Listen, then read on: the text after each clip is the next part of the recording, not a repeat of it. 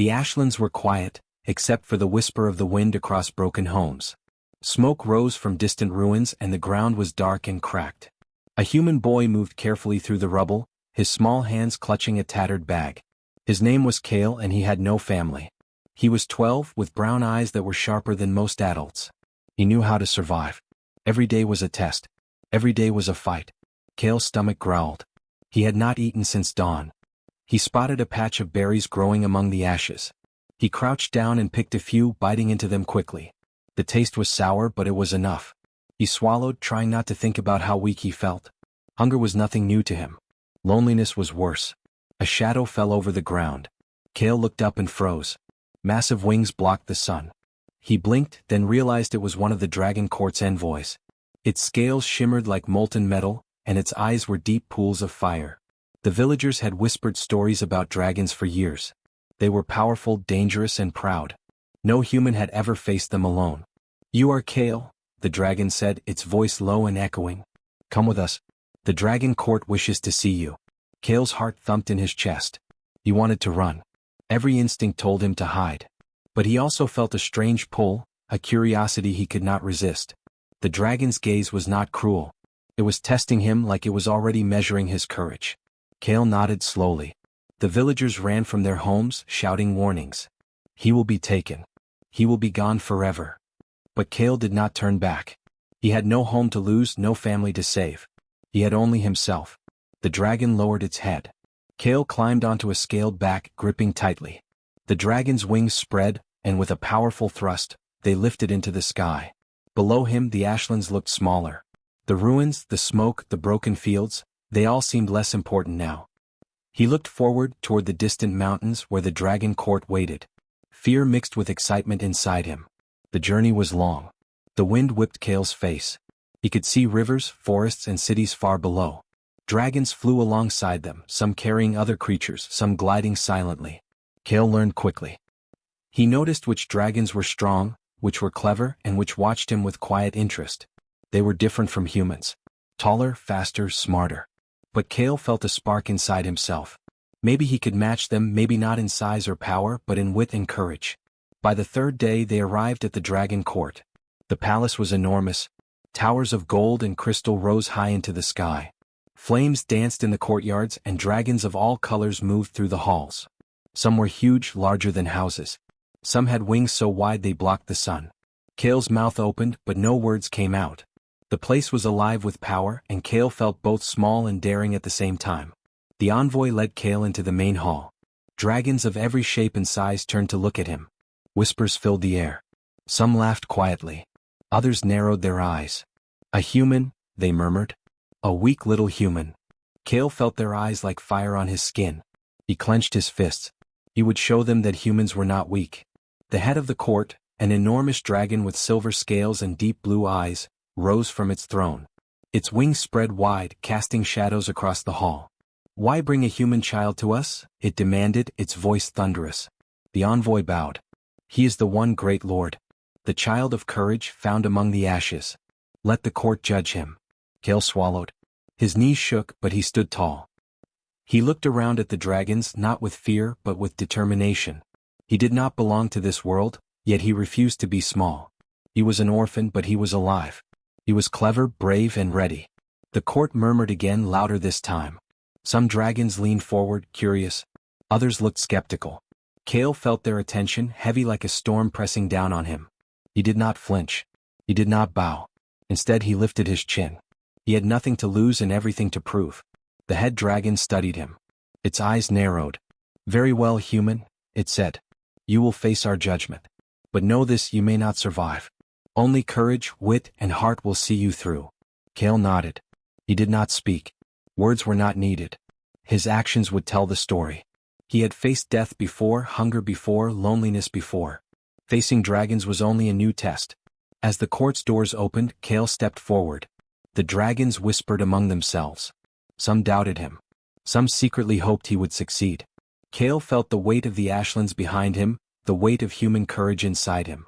For the first time he felt something new, possibility.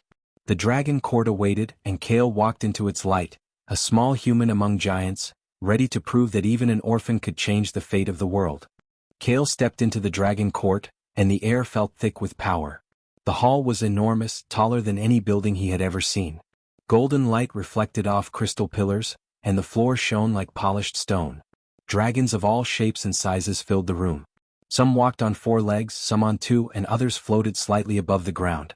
Their wings folded neatly, but their eyes followed Kale with sharp curiosity. The head dragon, the one with silver scales, lowered its massive head to look at him. Its blue eyes were deep and piercing, like the sky before a storm. "You are human," it said slowly, "yet you walk among us without fear. Tell me, why should you not be cast from this hall?" Kale swallowed hard. His voice was quiet but firm. "I am small, yes. But I am clever, brave, and I will not hide. I want to show you that humans can be more than you think." A ripple of whispers spread through the hall. Some dragons hissed softly, mocking him. Others leaned forward, intrigued. One dragon, smaller than the rest, tilted its head and smiled. Its green eyes sparkled with curiosity. Kale noticed that not all dragons shared the same thoughts. Some were cruel, some were proud, and some seemed willing to understand. The silver dragon's voice thundered again. "Humans are weak. You are weak. The court does not favor weakness. If you are to remain, you must prove yourself." Kale nodded. "I understand." The dragons moved aside, creating a circle around him. The court had prepared trials. Each test would challenge a different part of him: strength, courage, and mind. Kale could see others who had been brought before. None had succeeded. Most humans never returned. The hall felt like a cage, but Kale's heart beat with determination. He refused to be another lost name. The first dragon stepped forward. Its scales were black as night, and its eyes glowed red. "Trial of fire," it growled. Flames rose from the floor in spirals, surrounding a narrow path. "Walk through without harm. Only cleverness and courage will save you." Kale looked at the flames. They danced like living creatures. Heat licked at his skin. Many would panic, but Kale thought quickly. He noticed that the fire moved in patterns almost like it had a rhythm. Timing was key. He waited, then ran forward in bursts, dodging the flames. His clothes burned slightly at the edges, but he reached the other side. The black dragon nodded slowly. "Surprising," it muttered. Next was the trial of strength. A massive door blocked the path. Dragons had said it required more than human muscles. Kale tried pushing. It would not budge. He observed carefully. He saw grooves in the floor and chains connecting the door to heavy weights. Using a large rock, he leveraged the chains in a clever way. With a loud crash, the door swung open. Some dragons gasped. Kale wiped sweat from his brow, breathing hard but smiling. The final trial was the trial of wisdom. A large dragon with golden scales stepped forward. "Answer 3 riddles. Fail and you leave this hall forever." Kale's hands shook slightly. He had never faced dragons' riddles before.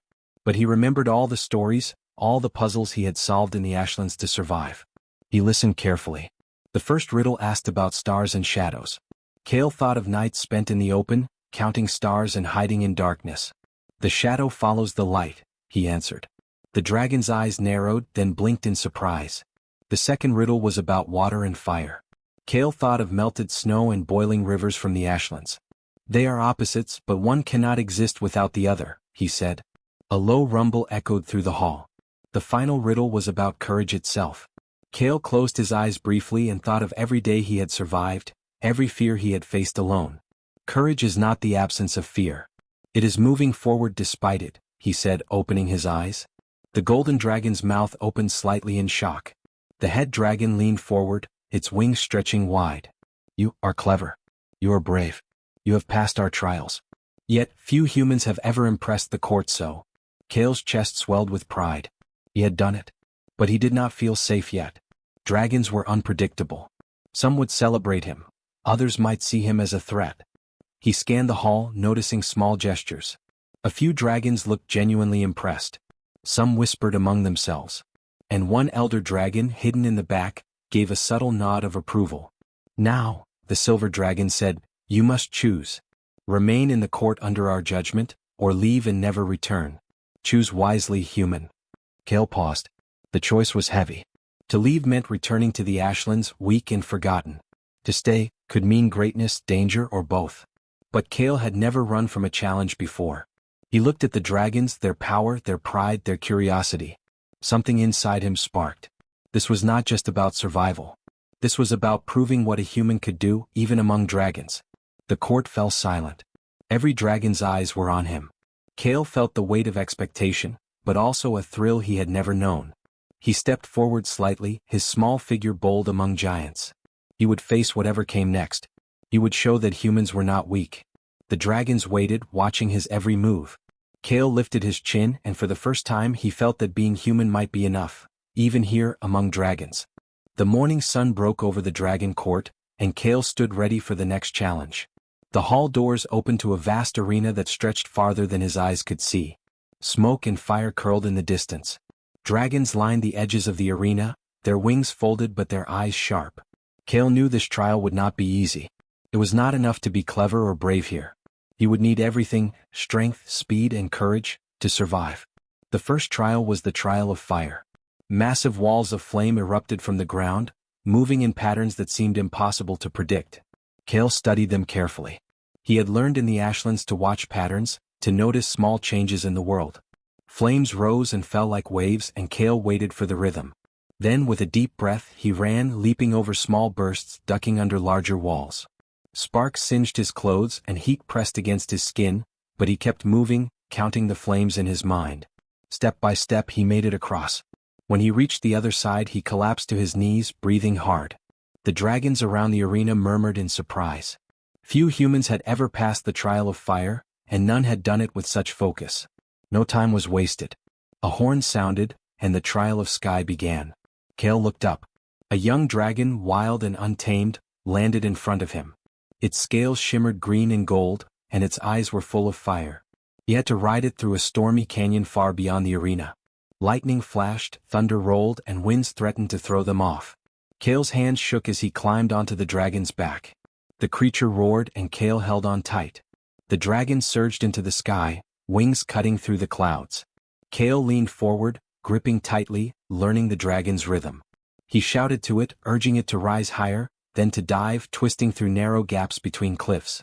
Lightning struck near them, and Kale ducked instinctively, feeling the electricity crackle in the air. He realized that trust was the key. If he panicked, the dragon would sense it. Slowly, he calmed himself, letting the dragon lead, but guiding it with small signals he learned from watching its movements. Together, they navigated the storm, soaring above jagged cliffs and rivers far below. When they landed safely at the other side of the canyon, Kale felt exhilarated. His legs were shaky, but his heart was soaring with pride. But the trials were not yet done. The final challenge was the trial of wisdom, and it was not physical. A golden dragon stepped forward, its scales bright as the sun. "You have faced fire and sky, human," it said. "Now you must face the mind. Solve the riddle of the ancients. Fail and you leave this court forever." Kale's hands trembled. He had never faced a riddle that could end his life. He remembered the nights in the Ashlands, sitting by dying fires, solving problems to find food or shelter. That was his preparation. The golden dragon spoke, "I am always moving, yet I never leave. I touch all things, yet I am unseen. What am I?" Kale thought carefully. He imagined winds in the Ashlands, rivers flowing silently, and shadows passing across the broken ground. Then he spoke, softly but firmly. "Time," he said. The golden dragon's eyes widened. A murmur ran through the arena. The next riddle was more complex. "I am light as a feather, yet no dragon can lift me for long. I am present in all, yet I can be lost. What am I?" Kale paused. He thought of hope, the one thing that had kept him alive in the Ashlands. "Hope," he said. The dragon leaned back, clearly impressed. The final riddle tested courage. "I am strongest in the smallest hearts. I face the impossible and rise. What am I?" Kale closed his eyes. He remembered his life. No parents, no home, nothing but survival and courage. "Courage," he said. The golden dragon exhaled slowly, and the arena went quiet. Even the other dragons leaned forward, curious. The silver dragon, the head of the court, stepped forward. Its eyes softened slightly. "You have passed every trial, human. Fire, sky, and wisdom bow to your will. Few humans have ever reached this point. The court recognizes your courage and skill. You have earned our attention." Kale stood tall, his chest heaving. His clothes were torn, his skin burned and scratched, but his eyes shone with determination. He had faced the impossible and survived. Some dragons whispered among themselves. A few scowled, jealous of a human who had survived where others failed. but one elder dragon hidden in the back gave a slow nod of approval. Kale sensed its respect. He had not only survived, he had impressed even the wisest of dragons. Kale's mind raced. He had passed the trials, but the final judgment was still ahead. The head dragon watched him carefully, its wings partially spread. "Now, human," it said, voice echoing like distant thunder, "you must decide. Will you remain in the court under our judgment, or leave this place and never return?" Kale paused. He thought of the ashlands, of the ruins and loneliness. Leaving would be safe, but it would mean going back to a world where humans were powerless, where his courage meant little. Staying would be dangerous, yes, but it could also mean greatness. He looked around at the dragons, massive and proud, and felt a fire inside him that matched theirs. Kale took a deep breath. His small figure stood tall among giants. He had passed fire, sky, and wisdom. He had proven that humans could rise above limits. He would not run. He would face whatever came next. For the first time, he felt the weight of possibility settle on his shoulders. He was no longer just an orphan from the ashlands. He was something more. The dragons waited, their eyes fixed on him. Kale lifted his chin, feeling the storm of their gaze, and stepped forward, ready to face whatever choice awaited him next. Kale stood in the heart of the dragon court, his small figure dwarfed by the immense dragons around him. The trials were over, yet the hall was silent. The dragons' eyes, bright and sharp, rested on him like the heat of a furnace. Some gazed with curiosity, others with skepticism, and a few with grudging respect. He had passed fire, sky, and wisdom, yet the most difficult trial was still ahead. The trial of choice. The head dragon, silver scales shining in the golden light, stepped forward. Its wings stretched wide, casting long shadows across the polished floor. "Human," it said, voice echoing like distant thunder, "you have shown courage, intelligence, and heart. The court has debated your fate. Few humans have ever survived even one trial, and you have passed all. The court now offers you a choice." Kale's heart thumped in his chest. He had trained his mind and body to face fire, wind, and riddles, but now he had to face something different: power. He had no family, no home, and no title. The crown they offered was not just a symbol of leadership. It was a symbol of responsibility over dragons, a bridge between human and dragon kind. His mind raced. To accept it could mean greatness but also danger. To refuse it would mean returning to the ashlands, a life of survival and loneliness. An elder dragon, smaller and older than the rest, stepped forward. Its green eyes were kind, yet deep with wisdom. "This choice is not simple," it said softly. "Many have failed here because they sought glory or feared responsibility. Look at your heart, human. What do you truly desire?" Kale clenched his fists, thinking of the ashlands. He remembered the nights he had spent alone, the hunger, the fear, and the quiet hope that something better could exist. Humans were weak, yes, but they could endure. They could survive and adapt. He realized then that this was not about the crown itself, but about what it could allow him to do, for humans, for dragons, for the future. The head dragon lowered its massive head closer to him, its eyes like molten blue fire. "The court waits. Will you take the crown and rule, or will you walk away and remain human?" Kale's legs shook. He looked at the crown resting on a pedestal of crystal. It glimmered, reflecting the light of the hall. The thought of wearing it was terrifying. It was more than power, it was expectation, scrutiny, and responsibility beyond anything he had ever imagined. And yet, deep in his chest, a fire burned brighter than any fear. He wanted to prove that a human, small and alone, could rise above limits, could unite dragons and humans in a new way. He stepped forward, his small boots clicking against the stone floor. Every dragon's eyes followed him. Some whispered, questioning if a human could hold such power. Others watched with quiet anticipation. Kale reached the pedestal and paused, breathing deeply. He could feel the weight of the ashlands behind him, the weight of human courage, and the weight of a destiny that was now his to choose. Slowly, deliberately, Kale lifted the crown. It was heavier than he expected, cold and solid in his hands. He felt the eyes of the dragons upon him, and yet he did not hesitate. He placed it on his head. The hall fell silent. The crown fit perfectly, as if it had been made for him. Kale felt a rush of energy, not of magic but of responsibility. He was no longer just a human orphan. He was the bridge between species, the symbol of courage and unity. The head dragon's deep voice rumbled through the hall. "So it is done. The human has chosen the crown. Let it be known throughout the dragon court and beyond. A human now wears the symbol of leadership." Some dragons hissed softly, refusing to accept it. Others bowed their heads in respect. The elder dragon who had guided him gave a small nod, a rare smile on its scaled face. Kale straightened his back. He could feel the weight of expectation pressing on him, but it was not crushing. It was a challenge he welcomed. He had survived fire and sky, solved riddles dragons had pondered for centuries, and now he would face the greatest test of all, leading dragons while remaining true to his human heart. Kale looked around at the dragons in the hall. Some were massive and fierce, others small and clever. All of them waited, uncertain what a human ruler might do. He realized that leadership was not about fear or strength alone. It was about understanding, respect, and courage. He would need all of these qualities to succeed. The head dragon lowered its wings slightly. You have chosen wisely, human. The court will watch your actions, for your decisions will shape the future of dragons and humans alike. Kale felt a mixture of pride and humility. He had chosen the crown not for glory but for responsibility. He wanted to protect, to unite, and to prove that even the smallest human could achieve great things. The trial was not over, it was only beginning. But Kale felt ready. He had faced fire, wind, and wisdom, and now he would face the challenge of leadership itself. For the first time in his life, Kale felt a deep sense of purpose. He was no longer an orphan from the Ashlands.